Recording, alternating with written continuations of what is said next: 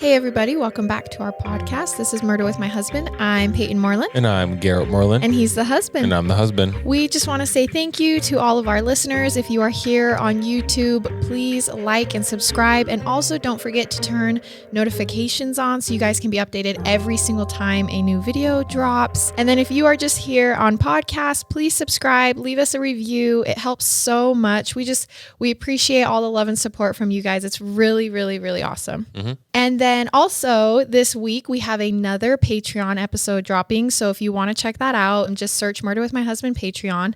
I'm really excited for this week's Patreon episode. And also coming up soon on Patreon, we are going to have an episode where Garrett does the research of a true crime case and tells me the stories. And we've been asked for that a lot. And so I'm actually super excited for that episode. That'll be really interesting. So that'll be out on our Patreon. So go ahead and check it out. And then, Garrett, we still have your 10 seconds. Okay. Well, Peyton and I have been trying to eat healthier. And I'm just going to say it's extremely difficult. And overrated. True.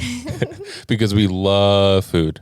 Yeah, we decided that we wanted to try to do a healthier lifestyle. So we've also been doing like a walk every day together.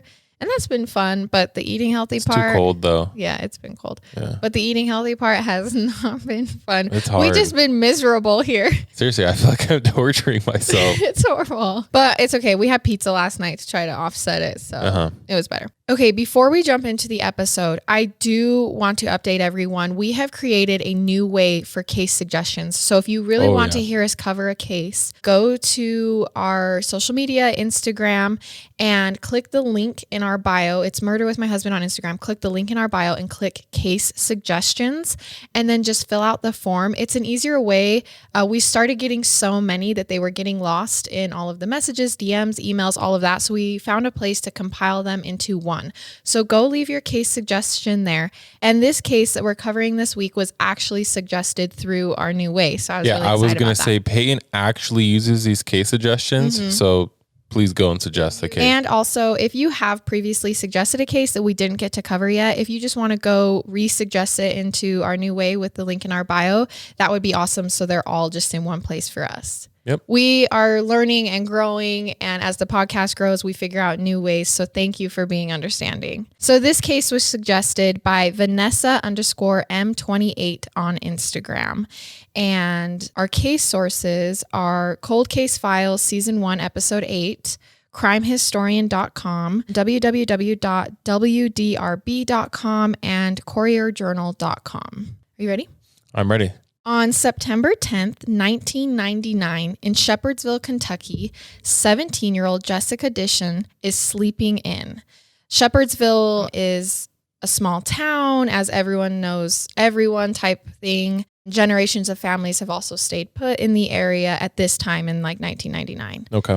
Jessica's family is up and going about their normal morning routine. Her mother, Edna, was up at 5:30 getting ready to go to work. And her father, Mike, then walks Edna out to her car to see her off to work and then comes back into the house and wakes up Jessica's brothers, which are Bubby. His real name is Mike Jr., but they call him Bubby, and Chris. It was time for Mike to go to work as well. So he wakes the boys up. He checks in on Jessica before he leaves for work. She's obviously still asleep, but she's 17. So she gets herself up for school, she gets ready, and she takes her car and drives to school normally. So that's why they were like, we'll wake up the little brothers, but we don't wake her up. Okay, yeah, it makes sense. Bubby and Chris catch the bus for school, and then usually around 6:30, Jessica would get in her own car and head off to school. Jessica Dawn Dishon was born on May 2nd, 1982. In 1999, she was a senior at Bullitt Central High School. She served in the female color guard, but quit ROTC to get a job because she wanted to buy the car that she was using to drive to school.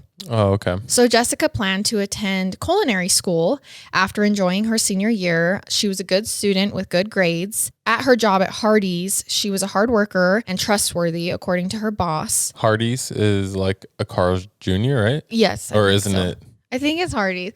Oh, man. Okay, Hardee's is We're like always a Carl's. so bad. I feel like when there's something we don't know. It is like a Hardee's Carl's Jr. is Carl's Jr. Aren't they owned by the same? Yeah, I'm pretty sure they're owned by the same. I have no idea, but I know it's similar food to Carl's Jr. Well, Sorry if we offended anyone. It's with still that. a star. It's a star, right? Yeah, I think so. Okay. I don't know. I literally just yesterday got sent a meme about Menards again. And they No were like, way. hey, I saw this TikTok about Menards and I thought about you guys. That's funny. That's funny. So Jessica actually wanted to get out of Shepherdsville after high school, but she had just bought her new car. She supposedly had just gotten a new boyfriend and she got along well with her friends. So her life was full of possibility and happiness. It was going good, but she was also eager to move on after high school. Okay.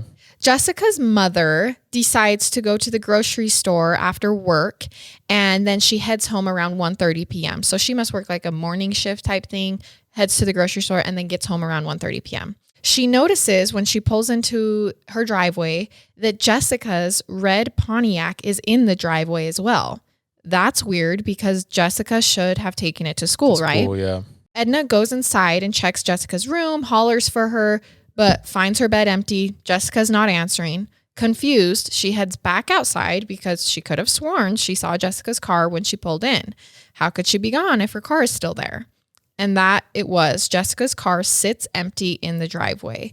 Her mother walks over and opens the driver's side door. She sees Jessica's backpack and purse in the back seat. No. She notices the keys to the car are on the floorboard.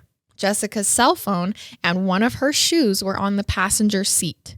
So Edna is like, what? So she immediately calls her husband, Mike, and asks him if he happened to take Jessica to school that day. Mike says, no, I didn't. Edna, worried, asks him, well, is her car not working? Did someone else take her to school? He's like, I don't know, but try to turn her car on and see if it's working. So Edna puts the key in, turns it on. It's working fine. And it's also weird that her backpack's inside. Yeah, because how would she have gone to school, right? So Mike rushes home at this point to check out what's going on himself. And when he gets there, he opens the car door. He picks up Jessica's cell phone off the passenger seat. So keep in mind, this is 1999. So the cell phone looks like those like newer home phones that are just a keypad with a little screen. Does that make sense? Yep. He picks it up, looks at the cell phone screen.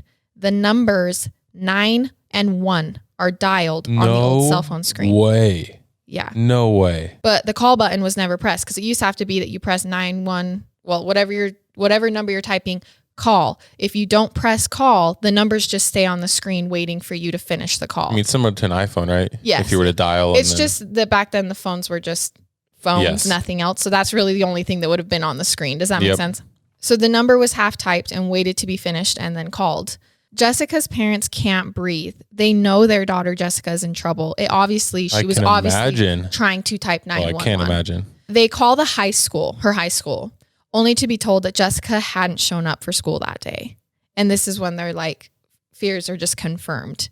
Mike and Edna rush to the sheriff's department around 5 p.m. to report Jessica missing. A rookie deputy named David Greenwell responds to the report and has a bad feeling right away. He calls his senior detective, whose name is Charles Mann, to ask for extra help. This case seems important, I'm a little worried.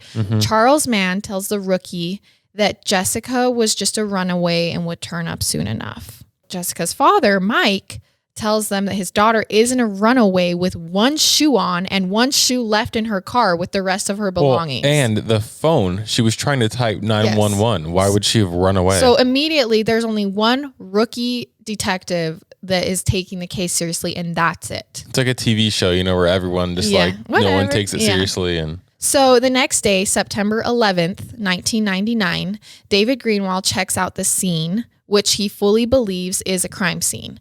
A teenage runaway does not leave everything important to her behind in her car. State police and detectives should have been called in immediately. Yeah. But rookie Greenwell can't get any help. He does his best, takes pictures, but he's not wearing any gloves. He's letting people get in the car. He's a rookie in a small town. That just is double whammy, The next day, they set up. So keep in mind, this is day 3, and this is all we've seen happen. Really. So the next day, they set up a civilian search to look for Jessica. Keep in mind, this isn't the cops setting it up. This is her parents setting it up. But Mike and Edna are mad. They are mad that cops aren't helping. They are mad that no one who is even trained to find their daughter is helping. They are getting on the local news stations and complaining about the job the sheriff's department was doing for their daughter. They're vocal, they're mad. What happens? Do you know how long someone has to be declared a runaway before They start investigating, or is it just per case? So kind of back a while ago, like there was like a standard golden rule, and I don't think it was like written, but it was like, we wait 48 hours before we say, oh, they're missing. Okay. But then as time went on, people were like, hey, the first 48 hours are the most important part of a missing person case. Mm-hmm. Like that is the window you have to find them before it probably turns into a murder case. Okay. And so from then on, now, hopefully, and usually when you call it, you're taken seriously, but we still see cases all the time where they're not. Got it. Mm-hmm. But I would say that most departments know that they should take it seriously, especially one like this where 911 is dialed on the phone, her shoe is in the car, her car's at home, all of her belongings, her cell phone. That's not really typical for a runaway. During these civilian searches, people in the community really show up for Jessica. Her uncle, Mike's brother, whose name is Stanley, he tells Mike and Edna that he thinks if someone was going to kidnap someone and kill them in this small town, they would most likely throw the body in the river bottoms.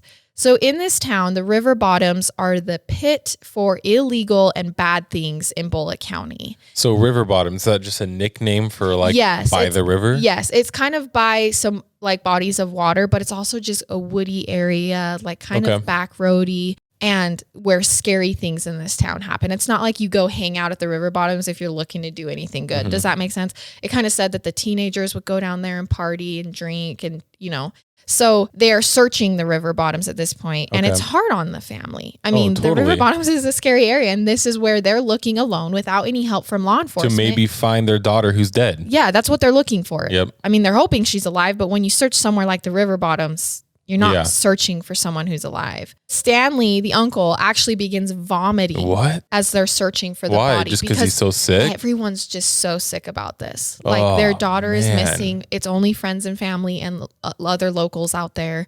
And they don't find anything on this first civilian search. And they search all day. A couple days later, as the Dishon family is trying to understand their new reality. So think about this, like their daughter's missing, yet they still have two other boys. They have to feed the family. They have to go on, you know. Jessica's brother, Chris, goes outside one night to feed the dogs because someone has to feed them. He comes running back into the house frantically and tells Mike, Jessica's dad, and his dad that he thinks he just heard Jessica outside yelling, "Help me." What? Yeah. So Mike grabs his gun and runs outside to try and figure out if he can hear her, if he can find her. Is she close to the house? Did she escape from whoever was holding her? What's going on? Stanley, the uncle, was pulling into the driveway at this point, and together he helps his brother Mike start searching the area. So they're just searching around his house? Around the house, because that's where her brother Chris said he heard her. Yeah. Keep in mind, they have property. Up on the hill, they see a fire. And so as they get closer, they realize that someone is burning clothes in a barrel on the top of the hill. No way. That someone was a man named Bucky Brooks, which was the family that was the neighboring property to the Dishon's family. So it's like they're neighbors, but it's not like they're close. It's just that the properties have a line between them. This is their side and that's their side. Does that make sense? Yeah. So I'm trying to decide, like, is that suspicious? I think it's suspicious that a girl goes missing and then the neighbor's burning clothes in a barrel. Okay. I think that's a little suspicious. Yeah, I was just curious because, I don't know, people burn stuff all the time. Yeah. So yeah. Especially out in the country. Like maybe in the city, you're like, no, we don't. But out in the country, people have fires and burn items all the time. Mm-hmm. This was kind of weird because, I heard two differing sources on this. I heard that the relationship between the two families was already sour, or that this was the point where it went sour. But either way, from here on out, this relationship is not good between the Brooks family and the Dishon family. Mike goes up and goes, "Hey, Bucky, can I search your property? Because we've been doing civilian searches. I think it's weird you're burning clothes." And Bucky's like, "No, you can't search my property." And so instantly Mike is like, why wouldn't he let us? Would you say no if someone came up to you? I'm honestly, just curious. I don't know. I don't have a lot of property. Because you're very like, make sure you get an attorney, make sure you do this, don't talk to anyone. So I'm curious if you would have said yes. Because I mean, that's the thing is Bucky has his right to say no to you. And then if the police come, he has his right to say, no, you need a warrant. He has a right to do that. And I fully believe in that right. But I don't have a lot of property. And if a 17-year-old in our neighborhood went missing and they said, hey, can we look around your house? I would say, sure. Yeah. I'll go look myself. I want to find this missing girl. Nope, totally. So I don't know. Because I also do firmly believe in that right. So obviously this is the only nearby property near the family's house that hasn't been searched yet. Okay. Because they say, no, you can't search it. So after all of this, Mike called authorities to tell them what he saw. Hey, I went up, I saw Bucky burning clothes, and that, he wouldn't let me search the property. And authorities are like, hey, we'll go out and search the property. First, originally they go out and he says, no, you can't search. They go back and get a warrant. They come back and says, so they yes, do you can get a search. warrant. Yes, because Bucky says no to law enforcement as well. Wow, okay. They come back out with scent dogs, and they do pick up a scent in the fire barrel. No, yes. Like her scent or a scent in general? No, just a scent. The dog's trigger to the barrel. Okay. Police are immediately suspicious of Bucky, but definitely don't have enough to arrest him, obviously. This did not sit well with the Dishon family, and so they decide to reach out to the FBI and see if they will come help. You can do that. Yes, you can do that. You personally can reach out to the FBI. And a say, lot of "Here's a times case." the FBI won't come in unless the local law enforcement is like, sure, we'll accept your help. But actually the FBI has to be invited in. So it has to be invited in by a family member or by local law enforcement. Okay. The FBI agrees to come help. They search Jessica's room and car. This is actually the first time that local law enforcement takes the case somewhat seriously. So since the FBI comes in, local law enforcement is all of a sudden like, okay, we'll investigate it.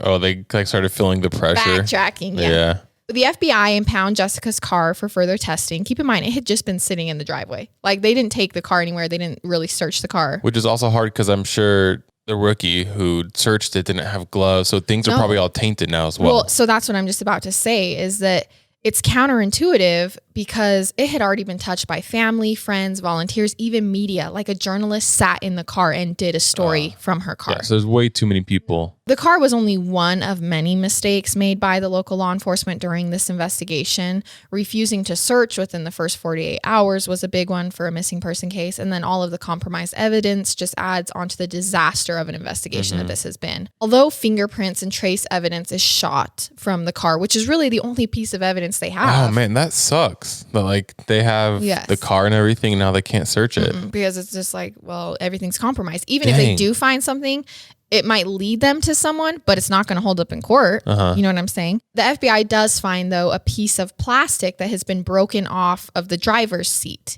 And so this leads the FBI to conclude that Jessica was most likely trying to call 911 when she was pulled out of her car, losing her shoe, breaking her seat, and dropping her keys on the floorboard. That's how they think the whole crime scene came to be. Or this, I don't know if it's a crime scene, but how this whole situation in the car came to be. I can't believe that someone might have just came up and pulled her out of the car, like just yanked her out of the car. And that's the thing is she must have thrown her, like she must have been fighting because for her shoe to end up on the passenger side, she would have had to have been sideways. Kicking and which is just horrible. Yeah. So the FBI brings in helicopters and they search by air, as well as they bring in guys to search the nearby ponds. They also up the award to $11,000 that had previously been $8,000 that was raised solely by Jessica's family from like local people. The FBI even searched the Brooks farm, the neighboring family's farm. While during that search, they find a photo of Jessica in the farm. It's like her school photo. They just find like a printed out photo. What in the world? Yeah. Why the heck does he have a picture of the missing 17-year-old neighbor girl? And they're not friends, right? No, I mean, not really, I don't think. That's weird. It was just randomly on the property. So the family, the Brooks family? Yes. What do they consist of? Like how many kids? Do you know how many parents? I couldn't find that information and I'm assuming it's because they were protecting. All they talk about is Bucky. Oh, okay. Yeah, because most of the families are probably still alive. So September 27th, 1999, 17 days after Jessica went missing from her driveway, a woman named Karen Hobbs is driving through the river bottoms taking a shortcut when she notices something sitting up against a tree. Karen gets out of her car to investigate, but immediately calls the police when she realizes what she found. She doesn't even walk all the way up. Jessica Dishon's body was resting against a tree in the river bottoms just 17 days after she was last seen alive. The FBI forensic team arrives, and this is the first option for evidence that won't be compromised. Does that make sense? Because the body, sadly, is going to be evidence in the case. So this is the first time that it can be done correctly. So she was just resting, just sitting up against a tree? Yeah. Oh, and so Mike was right then. He figured that if anything had happened, it would be at the river bottoms. It was Stanley, the uncle, who said that. Stanley, yeah, sorry, if anything happened to her, she's going to be in the river bottoms in this town. Oh, man. Yeah. Jessica's body, though, was so badly decomposed that she was completely unrecognizable. So you have to imagine, like how you said she was just sitting up against a tree. Yes, but it wouldn't look like us just sitting up against the tree. Was it summer? Yes. Okay. She was partially clothed and her jewelry was found near the body. The sheriff, Paul Parsley, drives to the Dishon's house and informs them of the discovery. Like, hey, we found the body. Edna replies to the sheriff, "Now are you going to say to me that she's a runaway?" Oh, man. That gives me the chills. Yeah. That's so sad. I cannot imagine how frustrating and devastating it would be as parents to feel as if no one was helping you in the biggest traumatic experience. You know what I'm saying? I know that in distress, it's easy to blame and be angry. So I'm never surprised when families of missing people are already angsty, but I really do believe that this case was not properly investigated and it was blatantly obvious. Yeah. No one believed them. No one trusted them. And the daughter had been sitting out there for what they think is 17 days. Oh, that's so horrible. Like I stated earlier, I watched the Cold Case Files as a case source on this episode, and both Edna and Mike were interviewed in it, so you can see them personally talk. And it was just heartbreaking to hear them talk about it. Although it had been years and years since this case had happened, the wounds were obviously still fresh to them. Sometimes you see parents who have reserved it. They were very this just happened yesterday for them. The pain was so real, and I don't think you ever get over something like this. So I just pray that they feel peace at times in their life, because they were obviously still very affected and devastated in their interviews. They were asked back into the case, they were asked to identify the tattoo on the decomposed body to see if it might confirm that it was Jessica. So they go to the parents and say, "Can you come confirm that this decomposed body is your daughter?" Do they really need to do that? No, they'll be able to test it. It's just a faster confirmation for them. That would just be, I don't know. Yeah. It'd just be scarring, I guess. And they don't have to. I mean, they can say no. Mike is like, "No, I will not look at her that way. I can't even believe you asked me that." And Edna's like, "I'll go. I'll go look at the body." So the medical examiner determines that the cause of death was strangulation. So this was a kidnapping and then a murder. Jessica had a broken jaw. Some of her fingers had been cut off. She had been severely beaten, raped, and tortured. She had been alive for 3 days after the kidnapping. So do you know what that means? Gosh, that means that while the parents were begging the police to take them seriously, Jessica was sitting somewhere being tortured. That is okay. Horrible. I hate thinking about it. So investigators determined that her body had actually been moved from where she was originally dumped. She was dragged 15 feet to the tree that they found her on, and that was a place that she could be seen from the road. So whoever did this wanted Jessica's body to be found because she was originally hidden, and they came back and moved her so someone would find her. Was she dead at this point?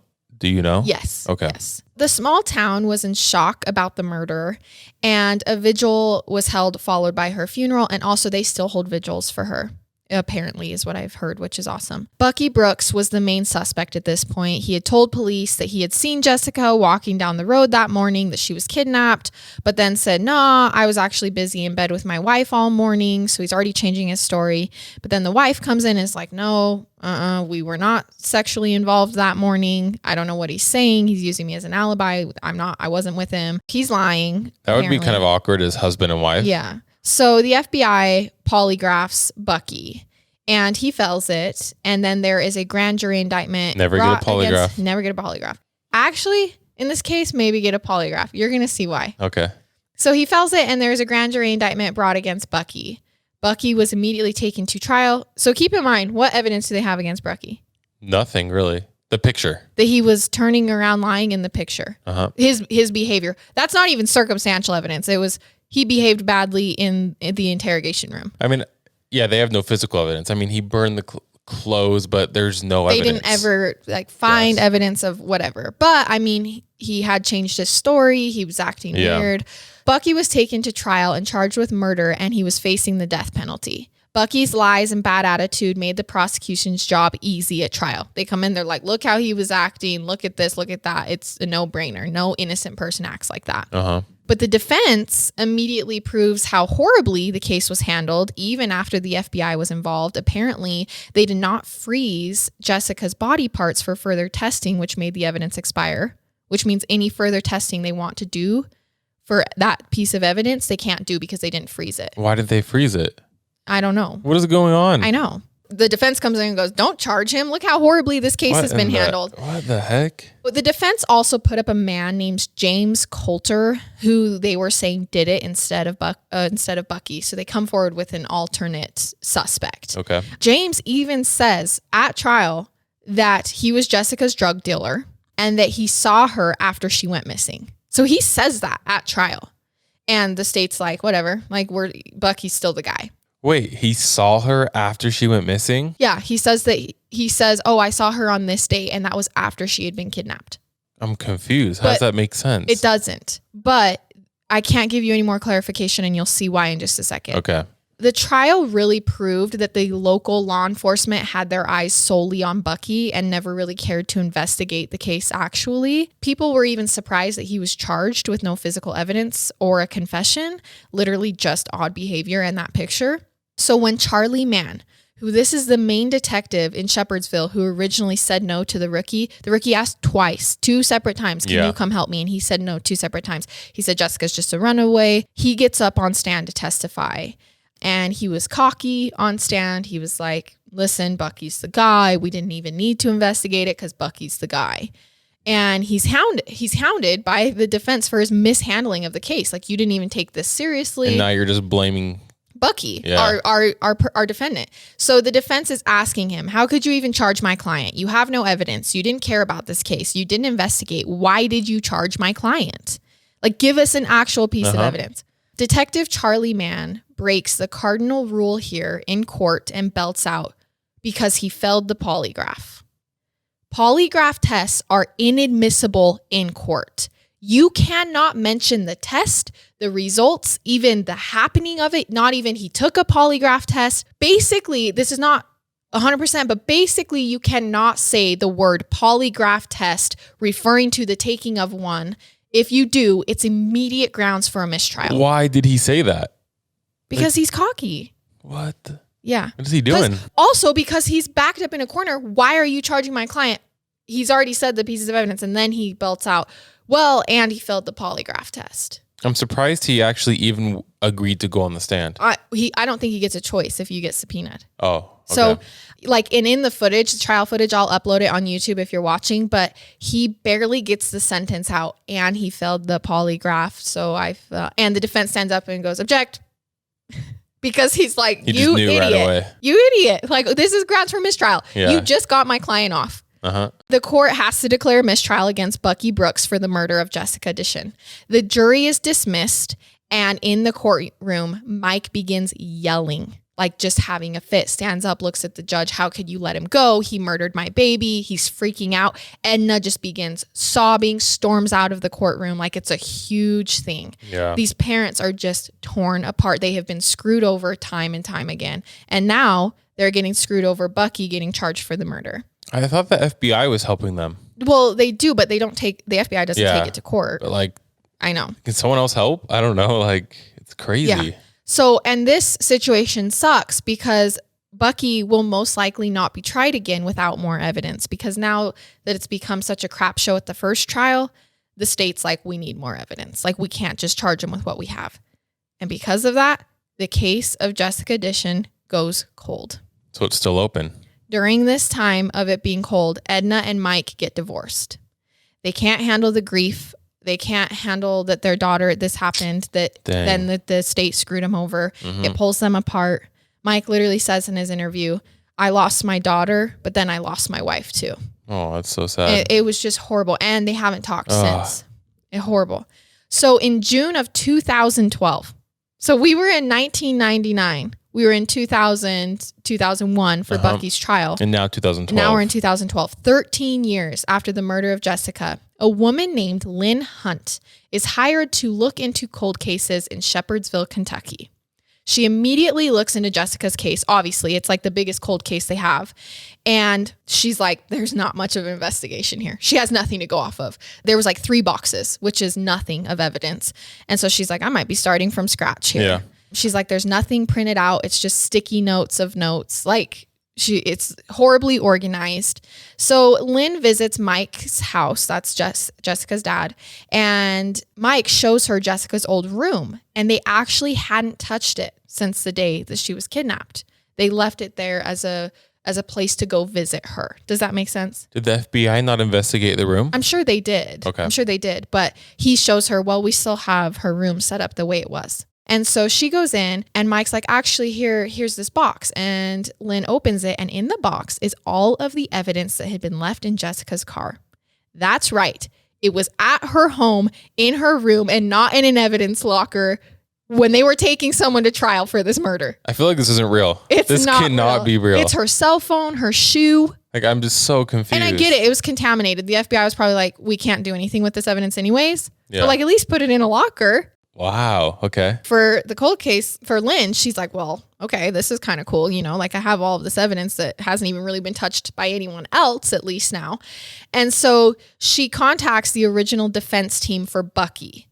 And she's like, listen, I know you guys did your own investigation because your client went up for this murder. Can I have your files from trial? And they say, sure. So she goes to pick it up and it's like 17 boxes full of stuff. It's bigger than the own law enforcement state side of the evidence. Is that surprising that the defense says yes? Maybe that's surprising because what if Bucky gets tried again? Because it just seems like his defense releasing, I don't know, it just seems like It's a little odd. Yes. I will give you that. He could get tried again. I don't know, anything could happen. Which I'm not saying isn't a bad, I mean. It's not a bad thing if I don't know murderer, who's, right? at this point, I don't know who's done it. It doesn't seem. He really is the main suspect Yeah. though, with the picture and how horribly he was acting. Like everyone still feels as if Bucky did it, but they also just feel like maybe we need a little bit more evidence. Yeah. When she's going through the defense's stuff, she finds Bucky's mental exam that he took because you have to take someone you have to take a mental exam if you're charging someone. Okay. And she discovers that he has an IQ of 61. Bucky shouldn't have been given a polygraph. He wouldn't have understood the questions being asked. Bucky could legally have a mental disability for how low of an IQ he has. Oh, wow. Okay. So he was most likely taken advantage of by law enforcement. He was flustered and then changed his story multiple times because he can't comprehend what's happening. He doesn't understand their questions. So almost like they're just trying to pin it on someone. Yeah. And this is hard because this is really the only evidence they had against him was his odd behavior. But then come to find out, he has a mind of a child, really. And so do we expect any different in such a heated interrogation? You know what I'm saying? Yep. This is hard. We see this a lot. People who have lower education, who have no legal representation, which is why I'm telling you, always ask for a lawyer. You can get taken advantage of. And so when you have a mental disability, you will get taken advantage of even more if, you know, and they don't care. They'll do it, especially if they want to pin the murder on you. And so this is just like a big discovery, as in we took this guy, he could have been charged with the death penalty and he probably wasn't even mentally able to take a polygraph test. But it's also kind of good now because she probably realizes it wasn't him. Well, she's like, I don't think it was him. It's got to be someone else. There's no physical evidence. And she goes, and if it is him, we need to find more evidence. And this is why I said maybe do take a polygraph test. Because in this case, the polygraph test helped Bucky because what if they had charged him? Yeah. You know what I'm saying? Uh-huh. So Lynn also verifies that James Coulter, the suspect that the defense put up at trial, he actually had an alibi the day of the kidnapping. And she goes and checks it and everything. And she's like, okay, so he's not the suspect either. We were just throwing people under the bus. So she, at this point, doesn't believe it's Bucky or James. She's like, I don't think we have the right person. Okay. So on September 30th, 2013, Lynn Hunt interviews a prisoner who reached out to her. He says he roomed with a man who told him that he killed Jessica. The informant says that the guy said he held Jessica for a couple days at a barn and then took her life. He says he mutilated her body, cutting off her fingers, to make it look like it had been a drug deal gone bad. Like, if you don't pay us, we're going to cut your finger, and then they eventually killed her. He said he killed her because they were in a relationship. Keep in mind, this guy is old. So when she was 17, he would have been like 40, 50. Okay. So he's like, we were in a relationship.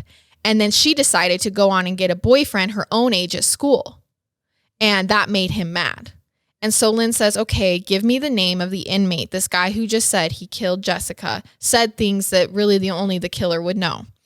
It's kind of interesting. I feel like this happens a lot. Like prisoners with other prisoners just turn on each other. They just but they just tell each other everything. Uh-huh. Yeah, like, yeah, I killed this person. Yeah, I did this. Yeah. So the informant says, okay, I'll tell you who it was. It was Jessica's uncle, Stanley, who committed the murder.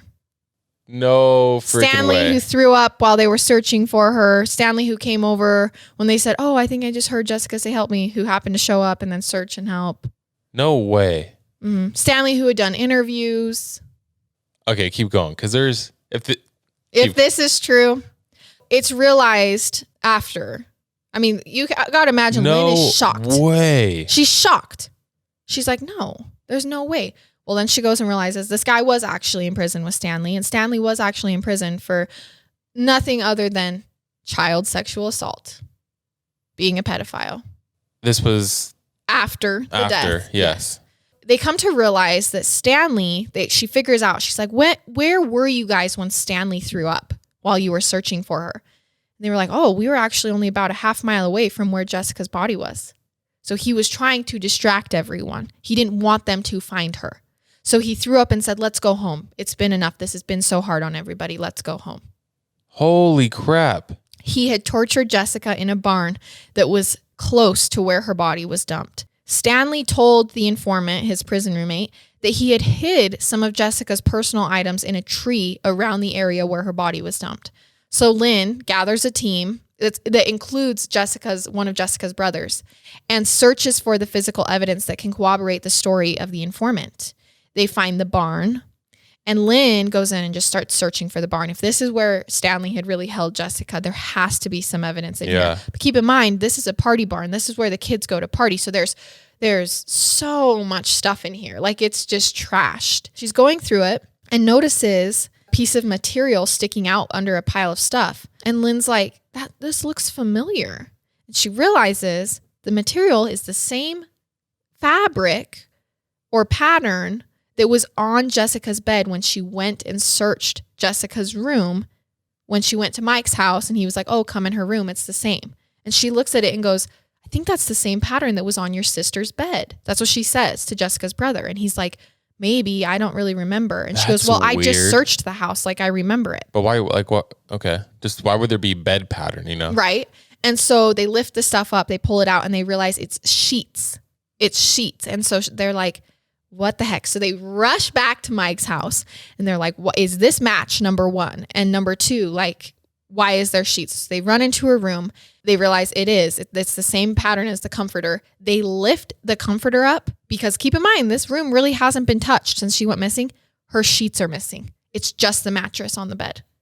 That's why I asked if the FBI had searched the room. But the bed was made, as in Jessica woke up and made the bed that day. So why would they have undressed the bed? They should have, yes, but did they? No. No one did their job. What's going on? So on September 10th, 1999, Stanley Dishon went over to his brother Mike's house after everyone had left.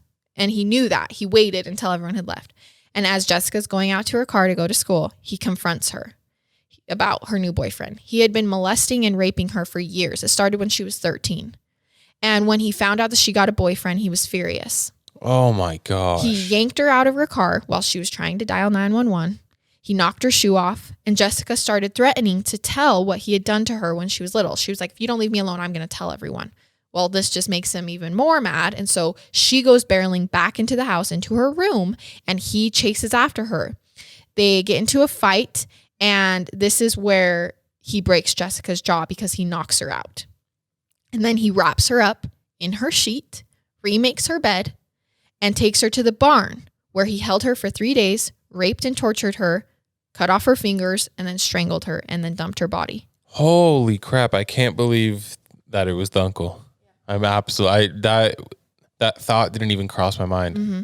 And here's the thing. When someone moves a body to where it can be found, which they knew happened like right after they found her body, this is usually an indication that it was someone close to the victim because they don't want her to just decay out there. Does that make sense? They actually want her to be found. And like FBI profiling is like, oh, this is actually indicates that they at least cared about the victim in a way. Weird type of sympathy. Mm-hmm. Okay. And so they should have at least been like, maybe we should look at people close to her, but their sights were set on Bucky. So during the investigation, Lynn discovers that 3 other family members of the Dishon family, the like extended family, who had also been molested and raped by Stanley Dishon along with Jessica. So he had been doing this to 4 girls in the family, not just Jessica. Stanley Dishon ended up pleading guilty to 4 counts of rape. How old is he at this time? He's old. I mean, I don't know the exact age, but he's definitely not young. I mean, he's spent some time in prison at this point. Yeah. And then he also pleads guilty to manslaughter for the death of Jessica Dishon. And you might be like, well, what the heck? It's because he pled guilty instead of going to trial, so they cut a deal. Does that make sense? So he received 20 years in prison. Only 20? Mm-hmm. And Mike said, he'll be 70-something when he gets out. So he might be alive. Still, though, 20 isn't that many. Mm-hmm. But it's because he pled guilty instead of... I mean, when you take someone to trial, it costs the state money. I'm just confused. He killed someone. I know. Okay. So when Lynn finished the investigation and wrapped up the evidence, she actually finished going through the boxes, the defense's boxes, because she hadn't gotten all the way through them. But before she, like when he was going to trial or pleading guilty, she was like, I'll just finish going through these boxes. And she finds a letter in the box, and it's back from 2002. So literally she was murdered in 1999. So 2002. And it's from an inmate in a prison who claims that word around town is that Stanley Dishon had killed his niece. So this essentially means that back in 2002, right after this case, someone had come forward and given a letter to not only the defense's team, but to the state and to the court saying, hey, everyone in prison is saying that it was Stanley, her uncle, who killed her. During the trial? During the trial of Bucky. I'm just so confused. So everyone had this information. So just no one decided to do their job, apparently. Everyone's sights were set on Bucky. The evidence was there from the beginning. The whole reason that Lynn even found out what had happened in this case was because a prison informant gave her a clue. Mm-hmm. The clue was already there in 2002. Nobody just cared to even look. He was already admitting what he had done. I feel so bad for Mike and Edna. Yeah. All sides of the team had this letter when they took Bucky to trial, and nobody cared. This case could have been closed for Mike and Edna before they got divorced. They really did get just the short end of the stick. Literally. Like the entire time. Not only was their daughter, brutally murdered, no one helped. Yes, that's what I mean. It's just horrible. And that's why I say I just pray that Mike and Edna at least feel some peace at times. Oh, man. And then for Mike to be like, it was my brother. Not only was my brother molesting my daughter because he lived at their house. But he then killed my daughter. Yeah. Like, what? Yeah, this is a horrible one. But it's also one where... they're all horrible. What if Bucky had been charged and given the death penalty? Yeah. And he just wasn't really smart enough to say, I'm innocent in the correct way. Did anyone else suspect the uncle? Because I had no idea. I didn't either. I was just like, what? Because wow. Why would you suspect him? The police hadn't been digging at all to try to even bring up any evidence against him. Yeah. That's the case of Jessica Dishon this week, and it's a crazy one. And also a reminder that we have a Patreon episode coming out this week. So if you really want to check that out, just visit Murder with My Husband Patreon. You can go ahead and sign up there. Links in our bio. We just want to say thank you again for all of the love and support. We seriously love you guys. Thank you for commenting. Thank you for subscribing. Thank you for leaving reviews. I know that you guys do it and it helps us immensely. And you guys are just awesome. We wouldn't be here without you. We love this community. And we will see you guys next week for another episode. I love it. And I hate it. Goodbye.